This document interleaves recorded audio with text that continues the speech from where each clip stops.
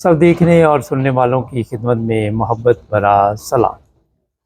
कहीं पे भी सफ़र करने का प्रोग्राम बनता है तो होता ये है कि कोई ऐसा वाक़या सामने आ जाता है। अभी कल पाकिस्तान में क्या हुआ इस पर बात करेंगे और फिर कोशिश होती है कि आपको कुछ ना कुछ बताएं ताकि आप लोग एहतियात करें। कल जनाब पाकिस्तान हुआ ये कि FIA ने लोगों को जब चेक किया तो 4 भाई पकड़े गए। कभी भी वो भी कहते हैं ऐसे नहीं हुआ कि 4 भाई इकट्ठे जो हैं वो गिरफ्तार हों। अच्छा, मुझे समझ नहीं आती कि होता ये है कि लोगों की अकल मारी गई है और ये जली वीज़े, इनके पास वीज़े भी जली और 2 नंबर तरीके के साथ ये पाकिस्तान से निकलना चाह रहे और फिर ये आ गया FIR के हाथ। अब होता ये है कि जो एजेंट होते हैं उन्होंने लाइन सीधी की होती है, थोड़ा सा मैं बता भी देता हूँ। लेकिन कई दफ़ा होता है कि आखिरी वक्त में कोई सीनियर ऑफिसर आ गया, उसने ड्यूटी चेंज कर दी। अव्वल तो वो काम इस तरह के चांसेस होते हैं, लेकिन बदकिस्मती जब हो, किस्मत साथ ना दे रही हो तो फिर इस तरह का काम हो जाता है। क्योंकि ये पैसे वैसे तो ऊपर तक जाते हैं जो भी FI वाले लेते हैं, और कई जगह एजेंट जो हैं वो चालाकी करते हैं, वो पैसे जो होते हैं वो देते ही नहीं, वो कहते हैं ऐसे ही निकालने की कोशिश करते हैं। मगर जो भी चीज़ें हैं गैर कानूनी और ये जो चीज़ें हैं ये बड़ी ख़तरनाक है। अब ये जेल में हैं चारों भाई, इनको जनाब सुहाने ख्वाब दिखाए गए और 4 बंदों के कोई 1 से 1.5 करोड़ रुपया वसूल किया गया होगा कम से कम। जो हालात जा रहे हो सकते हैं इससे भी ज़्यादा हों। और इनको बताया गया था कि जनाब यूरोप में जहाँ भी आप जा रहे हैं या अमेरिका, कनाडा, क्या प्लानिंग थी इनकी ये तो अभी बाद में पता चलेगी। वहाँ पे बहुत खूबसूरत ज़िंदगी है, सुहानी ज़िंदगी है और चांदनी रातें हैं। लेकिन इनको नहीं पता था कि ये चांदनी रातें अब जेल में गुजारनी पड़ेंगी और इनके ऊपर FIR भी हो गई है। मैं आए दिन आप लोगों की तवज्जो दिलाता रहता हूँ कि जो भी गैर कानूनी तौर पर पाकिस्तान से लोग निकलते हैं उन्हें ख्याल करना चाहिए। और पाकिस्तान में आप देखते हैं जो हालात है, हर चीज़ तो वहाँ भी मुसीबत बनी हुई है, लोग वहाँ भी ज़िंदा रहना नहीं चाहते, वहाँ भी मुश्किलात है। लेकिन इसका ये मतलब नहीं कि आप जेल में चले जाएँ, इसका ये मतलब नहीं कि आप गलत तरीके के साथ पाकिस्तान छोड़ने की कोशिश करें और फिर इकट्ठी 4 पता नहीं सारा कुछ ही बेच के आ गए। वो बेवकूफ़ हो, पहले बंदा एक जाता है, फिर दूसरा जाता है, फिर तीसरा जाता है, फिर चौथा जाता है।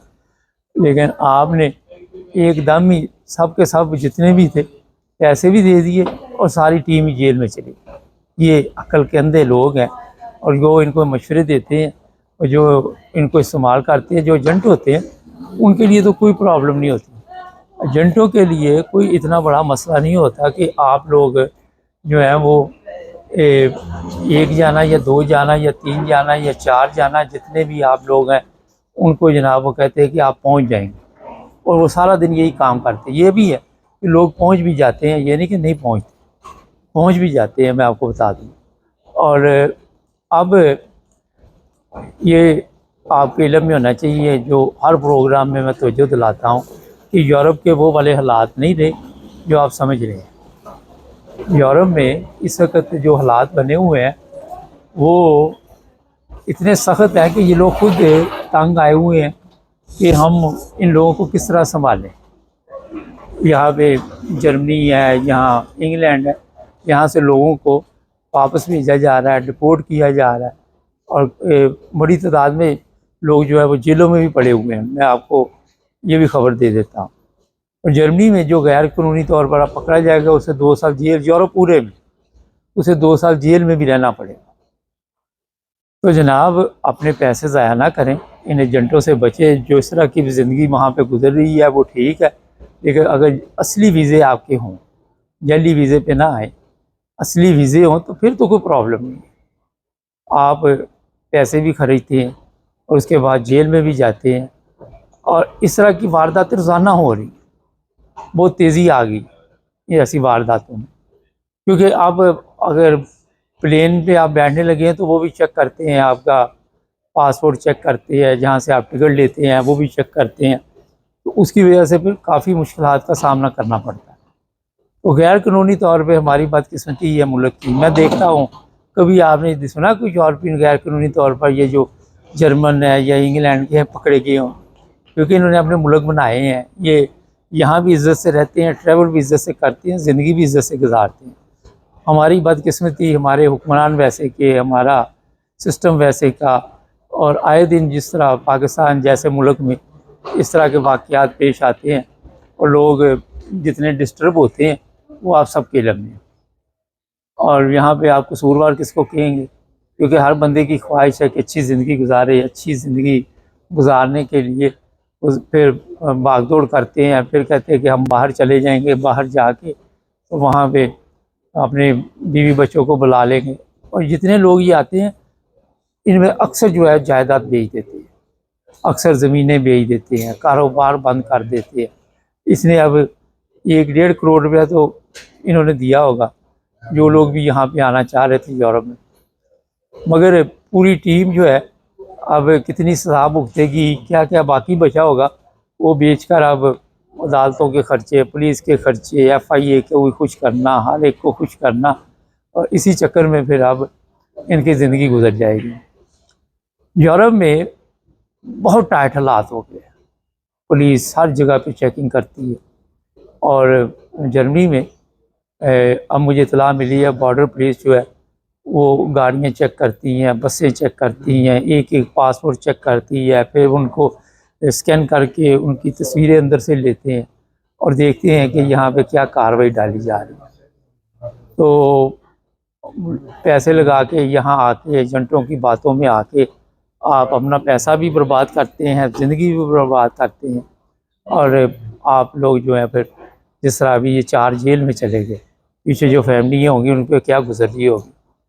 तो लंबा मैं यहाँ पे आपको मैसेज नहीं देना चाह रहा, मेरा थोड़ी देर तक प्लेन है, मैंने कहा चलो इससे फ़ायदा उठाएं कि आपको कोई ना कोई प्रोग्राम तो हमने करना होता है ना, आपको ये तो इल्म है कहीं पे भी है।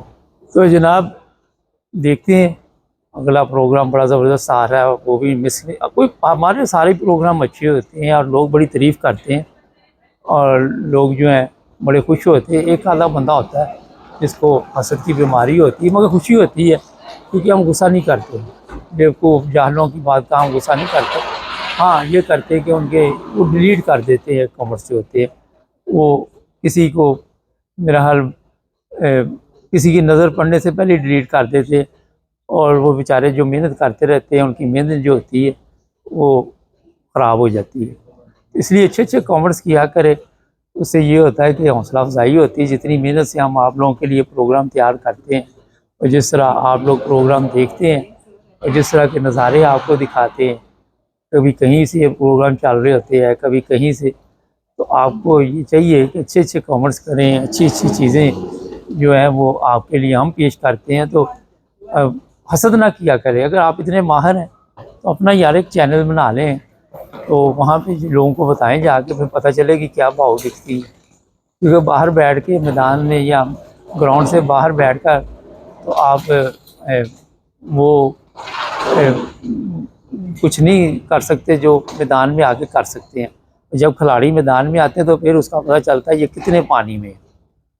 और मुझे कल ही मेरे एक दोस्त मिले, मैं एक जगह पे गया, अचानक ही उनसे मुलाकात होगी, तो वो कहने लगे यार जितनी मेहनत आपके चैनल पे की जाती है मैं हैरान हूँ। कहते हर टॉपिक पे आप बात करते हैं, हर मौजू पे बात करते हैं और लोगों को ये बड़ा फ़ायदा हो रहा है आपके चैनल से। तो वो तारीफ़ कर रहे थे।